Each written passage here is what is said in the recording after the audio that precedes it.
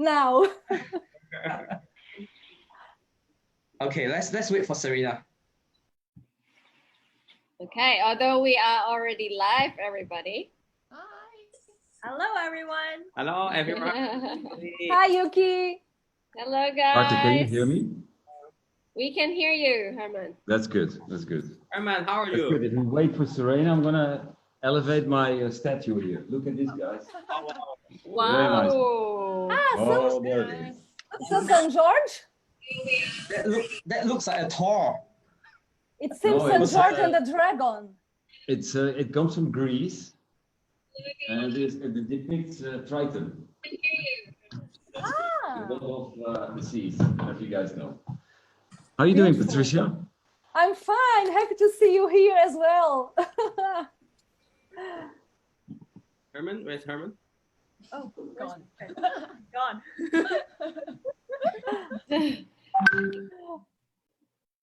He's rearranging the mermaid. Yeah.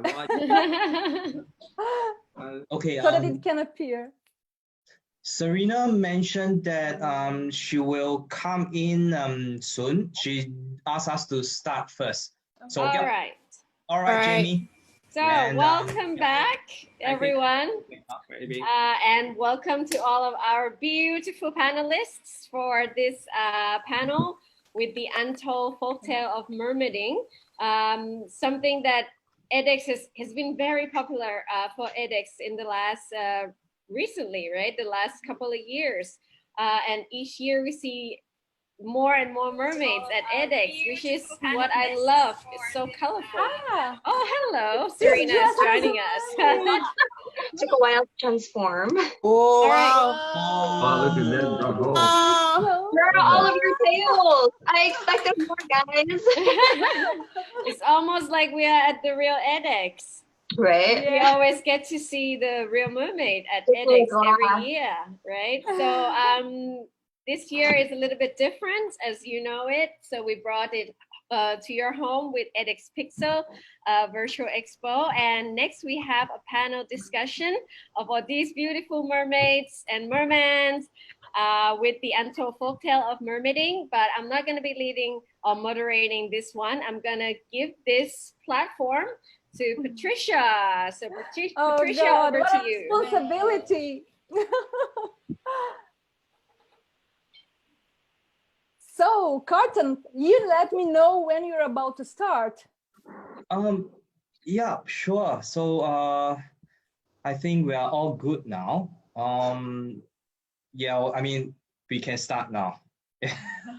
Okay, so what happened is today we have all the mermaids and mermen from all over the world, and Patricia as a moderator, thank you. I think we have exchanged a lot of conversation within the different time zone, and thanks for all your help, and thank you for all the panelists for your time and contribution here. Yeah, let's do it. Patricia, it's your turn.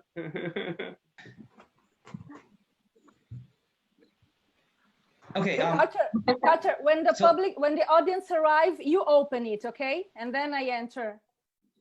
Oh, okay. So we have Alan Lam from Hong Kong, the co-founder for Mermaid Federation International. We have Yuki from Hong Kong as well, from the director of MFI. We have Herman Carlos, founder of Mermaid Alliance, Germany.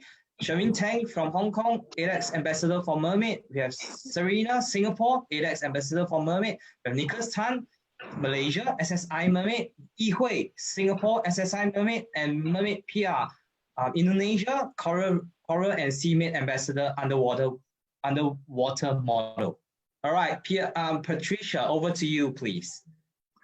Okay, welcome everyone, this audience from all over the world to our panel about mermaids. And I'm very happy because we have people from everywhere in the world, because we have mermaids around. It's one ocean and they go everywhere. So thank you, Carter. I think, what do we do now? Do we start with a question just to break the ice and then see what the audience can bring us? Do we do that? Sure. Yes, please, because time is tight. So let's go straight in. Start. So I have a question. I have a question now for the instructors in general. Let's see what they will answer us. So, which are the technical differences between freediving and mermaiding? Alan. Yes. I'm a diver, so I'm also a school diver, and then now I transform into mermaid education. So this is a very good question for that all of the people come over for mermaiding, they will ask. So from our perspective, the first thing, freediving is the objective is go deep, as deep as you can, and enjoy in the deep water. But the mermaid is not about deep anymore. It's about when we connect with water, and we how can we expose ourselves. How can we become more beautiful underwater? And pity, there's something different, but I think mermaid, because of the training of the mermaid, and you see so many beautiful mermaids and mermaids here. Their heart inside is very nice, very elegantly, and then I think they all can go to the way of the beauty. And pre-diving, I think as a sport and become an education, education system have over 20 years, and in this almost 10 years, it is very popular in Asia. But mermaid, I think MFI actually the very first one to raise we need an education for mermaid, and then now we can see different organizations in the world, different mermaid, they are all hosting some mermaid course, and then to let more people transform into mermaid. So this is the difference between mermaid and free diver. The most important, I think, free diver go to competition. They have many world record to break, because mermaid cannot have a world record to break. Okay, the simplest way for mermaid, I think, a very successful mermaid, like some of our mermaids here, their life transformed into a mermaid and make their career, make their business more beautiful and more fruitful. This is I can saw actually many mermaids. Few years ago, I meet them. They are a single mermaid and happily enjoying mermaiding. But nowadays, some of them become a mermaid school principal, and more and more performance, and someone go to some commercial and to collaborate with some different brands. That's really amazing. Mermaiding, actually, mermaid. We always say the word mermaid. Not amazing, but mermaiding. Yeah. Right. Yeah. This concludes my answer. Great. To add to that, I feel like, if I may, I think that mermaiding and freediving, they have similarities.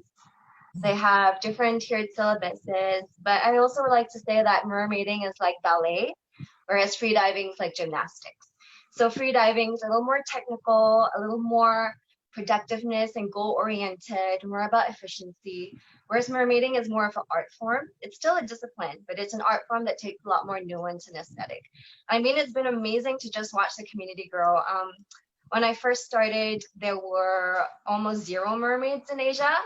And when we founded the Singapore Mermaid School, we were the first mermaid school to come out there and, say like mermaiding is an actual discipline, it's an art form.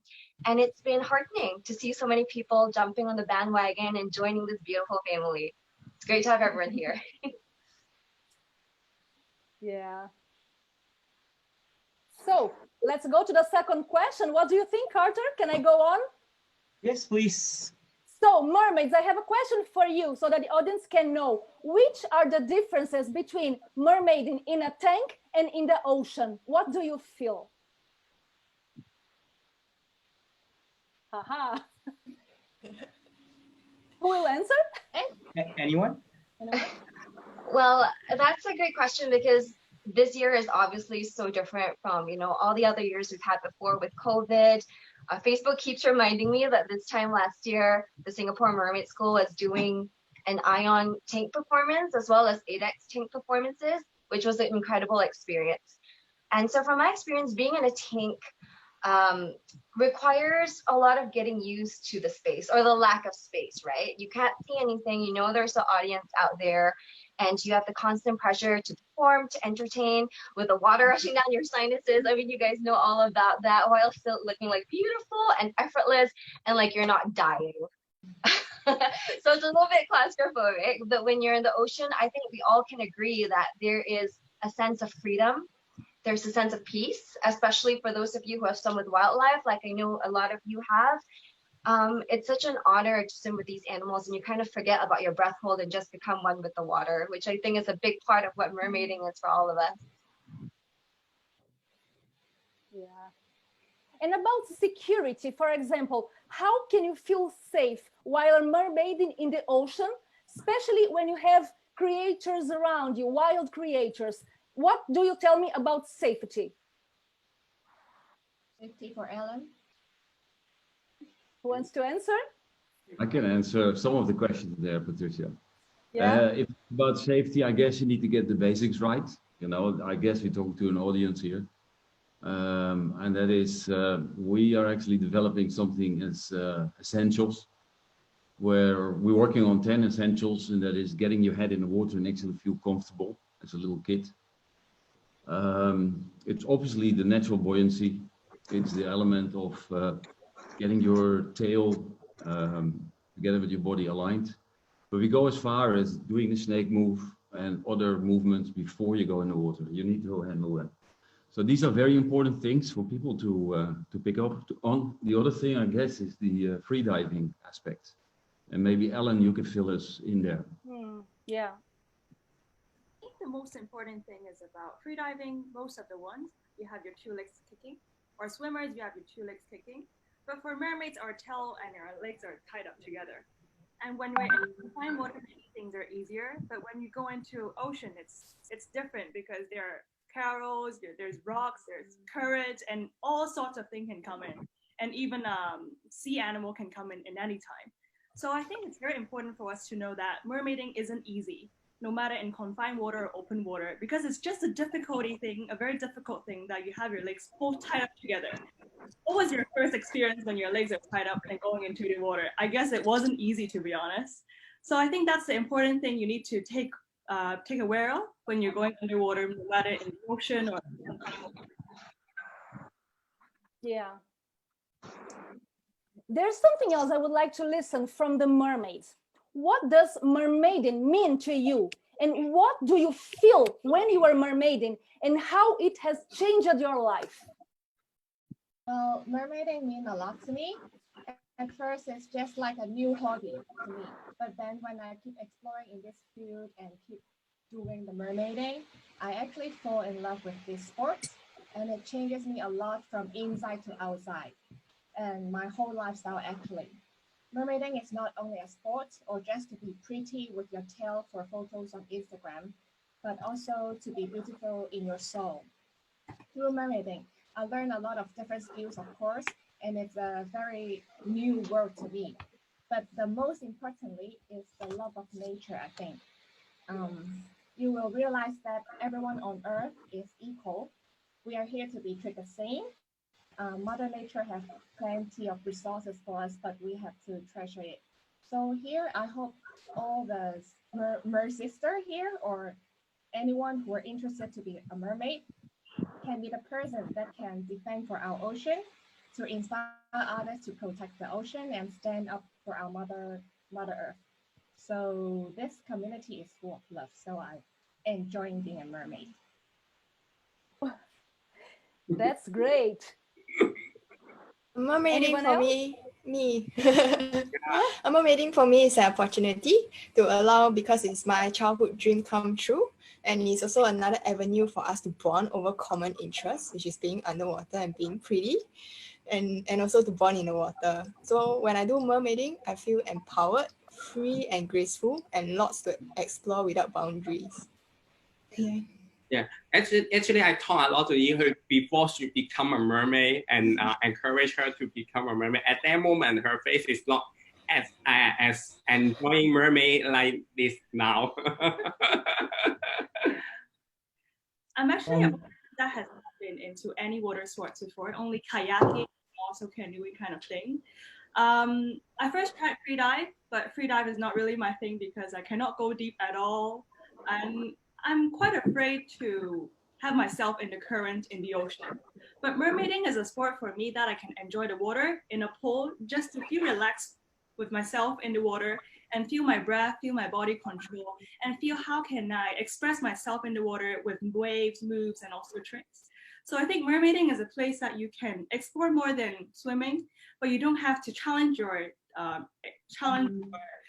body limits. You don't have to go extreme, and just be yourself in the water and perform yourself and express your own individuality. Yeah. I love all the aspects that everyone has brought up. For me, to share personally, a big part of mermaiding that's changed my life is the family aspect, the community aspect. So shout out to all the Singapore Mermaid School girlies watching. It's wonderful how much of a vessel of empowerment mermaiding can be. When people realize that they can step outside, that boring, normal human selves and become this mythical creature. Because when you become a mythical creature, there's no limits to like how strong, how elegant, how graceful, how powerful you are. And so it's been a real privilege to watch, mermen and mermaids come into the Singapore Mermaid School and realize that there is something more than what they thought they were before, and then join into this collective, to this family, which I hold very dear to my heart. And obviously there's the ADEX family here as well. We're continually building a mermaid community, and that's been wonderful to watch. Okay, so basically, can I ask a question to Haman? Haman, as your based on your background, and what made you want to start this Mermaid Alliance? Can you a little bit share with us? Because you're so like this would be an interesting topic for like what you are doing. What is your background and what made you start the Mermaid Alliance? That is where I met you 2017 ADEX show. I'll keep it short. I come from a corporate background and I've worked for 25 years for oil companies, the big polluters in the world, not very good.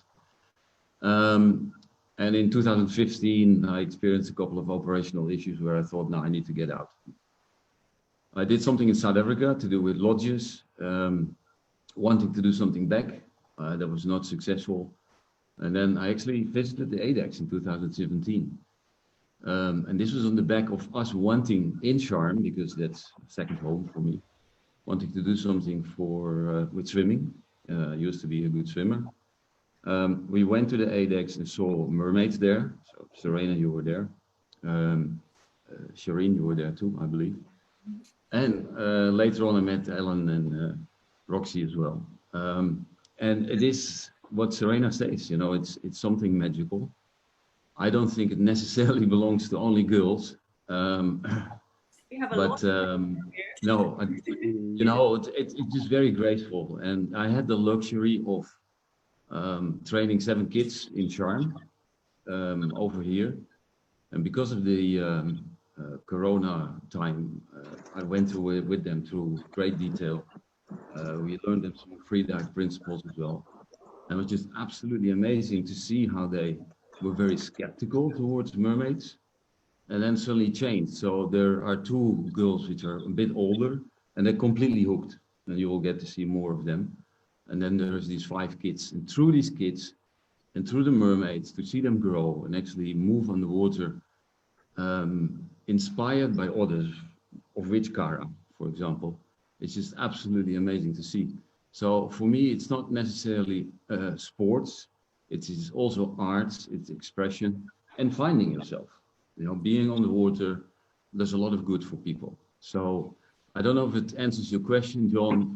Go out for hours, but coming from a corporate world, doing something back for the planet, this is what we aim for. We hope to initiate an ocean center in Sharm el-Sheikh, and in the long term, because we're heavily focusing on video, we hope in the long term to invite mermaids here and have their footage taken, and up to 2 people per month for free. So that's going to be our take. We're going to retreat in Sharm el-Sheikh. The global aspirations we won't pursue anymore. but we will try to create a heartland here. And you're all more than welcome to come here. Thank you. Good. Herman brought here the point of the ocean conservation and why he started Mermaid Alliance. I would like to hear from you all. How can mermaiding arise awareness to ocean conservation and really the love towards the marine life? What do you, while mermaiding, are doing for that? Well, maybe you can let me answer this. I think I agree with what Herman says, that mermaiding is an expression. So on our side, we are doing mermaid training with the approach of conservation, hoping to build little individual habits starting from now. So we were a dive center, and also we later went in to start on the mermaid classes, and I think it's fun. It promotes a lot of harmony, community that can bond together, and eventually, because people will look at us because we are different, because for some people it fulfills their childhood dreams. So then this is the time when we talk to people, they will actually be more receptive. And and because mermaiding will also bridge the gap between us and strangers and make everyone into a community. And it is good when you have a community of the same objectives together to be able to start sharing and promoting conservation habits. Yeah. I think that everyone should be an advocate for ocean conservation, not just us as mermaids, because every one of us has a role to play. So with the earth we live, right, we depend heavily on the ocean. So even if just making small changes on ourselves, everyone makes a small change, the impact will be very big. We would say mermaids, we're half human, half fish. So we're actually not a human, not a fish, we're half-half. So we're the bridge between the ocean and the earth and the planet and the land. So if we say the planet or the ocean is our home, would we really do so much waste to our place? Would you throw rubbish at your home on your floor? You won't, right? So we always say ocean conservation, loving our planet is very important because this is our home. And if you throw rubbish in your home, that's not okay, right? Not okay. Yeah. And also Definitely. in NFI, we always have all our mermaids, our instructors and mermen to do an ocean pledge. All of our instructors and mermaids are required to do this ocean pledge and pledge to be an ocean ambassador and to love and concern for our beautiful ocean. If we see you guys using utensils, disposable utensils, we'll be like, this is not okay. You need to have your own takeaway box and your own takeaway chopsticks or your fork, because you need to be an ocean ambassador. You need to be the role model for all the mermaids and the people around you. So this is what we want to do because we're half human, half fish, in the middle of everything in the bridge. You mean Yuki, like this? Kata, I cannot see the bird.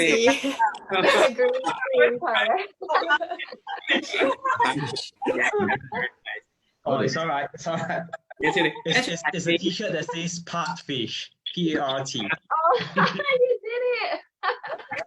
That's it. You are even ocean creators, so you witness what is going on. And so it's very important that you arrive with the message to the people who are in land. That's great. Yeah. I see. All right, guests.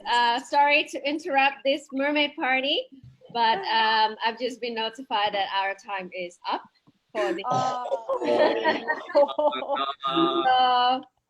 Still have time for one question.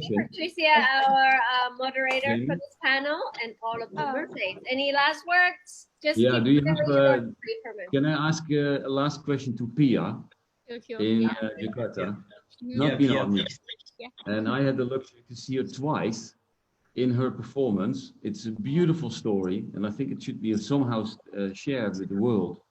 But it's the first theatrical expression before and behind the window. So I think you should tell about that if people are watching, and why should they become a mermaid. So go ahead, Pia. As you know, like full-time mermaid, working like for the show, like theatrical show, that's really hard to like acting, like dancing, while learn all the bridge. But yeah, I think now that I changed my life, then yeah, you can see that I can show to the world like oh the beautiful the mermaid culture. Then yeah. Thank you. Yeah, it is absolutely beautiful to see you swim in that water. It was absolutely amazing. And one again, actually that my show that's from the real story from my country. The story about the human who throw in the water, then he turned into the mermaid. Then now we believe she alive in the ocean in my country. Thank you so much, Pia. We really would love to see this underwater performance. If you have it anywhere, of course, you can upload it on our ADEX Pixel Visual Expo, so the rest of the world get to see it as well. As this is a platform where you can basically all the diving community and the blue business sector can showcase their work during these tough times. We're staying together as one love, one ocean, and of course, one community.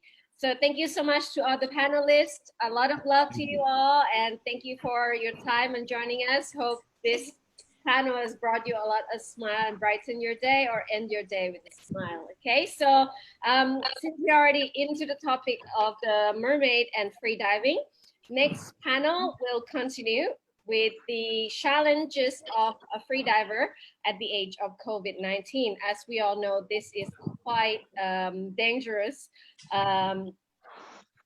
disease or the sickness, especially for us people who use the lungs a lot. So very interesting topic coming up. If you would like to join us on Zoom, the link is on the chat box next to us already. So please register yourself on that or watch us live, adex.asia or our Facebook Live. See you in a bit with the next panel. Thank you, guys. Bye. Bye. Bye. Thank See you you. again soon. See you. Bye bye. Take Bye. care.